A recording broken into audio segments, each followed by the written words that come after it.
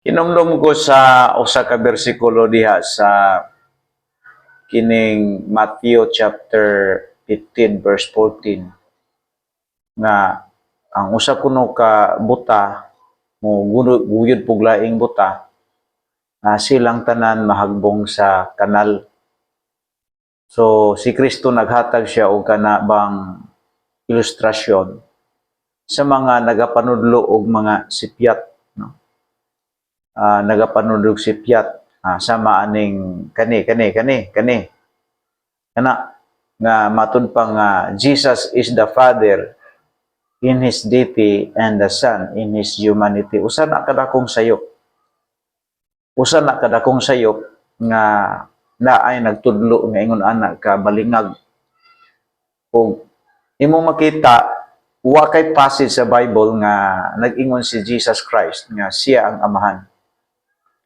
Si Jesus Christ gisulti sa angel of the Lord dito ni Jose diha nga nagbuntis si Maria. Namatod pa sa angel of the Lord nga mao si Gabriel nga ang imong asawa, ang imong pamahanon si Maria, manganak og batang lalaki pagatagon sa Jesus kay luwason niya ang mga sala sa katawhan. Jesus, ang meaning Jesus, ang ngalang Jesus, gikan kini sa angel of the Lord nga refer to the God the Son. No? Ya kaning mga nagtudlo ingon ani, mura ni sila o mga leading nga buta kanawa. Mga buta nga nag-agag og buta. No? Muna nga kiniraba sila kay moingon sila nga ang ila kunong bautismo sa tubig makaluwas. Ana siya ang ila kunong bautismo makaluwas.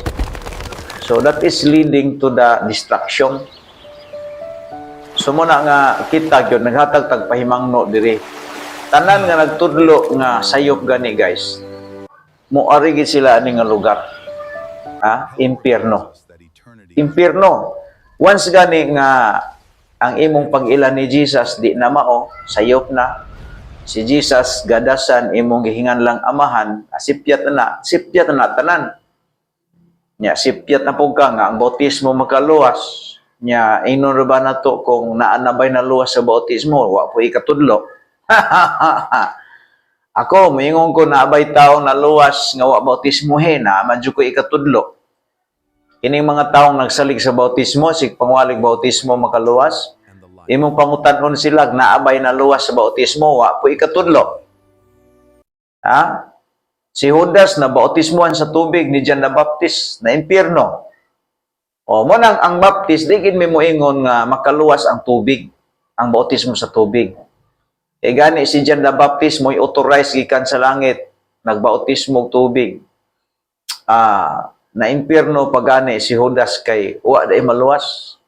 Una nga ang Baptist wag minugtuo nga ang bautismo makaluwas kini ramang Juanes magingon-ingon nga adto makaluwas kunong bautismo na asa man sila paingon diri ni sila paingon sa impierno.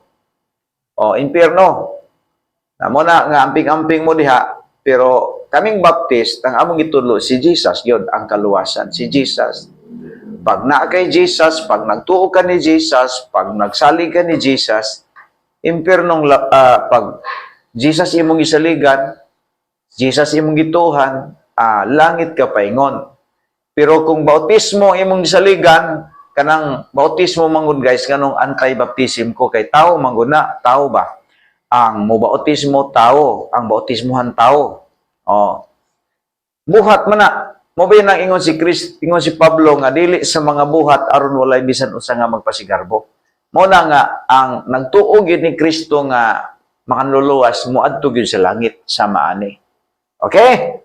So pahimangno lang sa tanan nga amping ta kay daghan kaayo karong balingag doktrina. Makaingon lagi ta sa binugo nga istorya lami ni liktan ng mga itlog ani nila.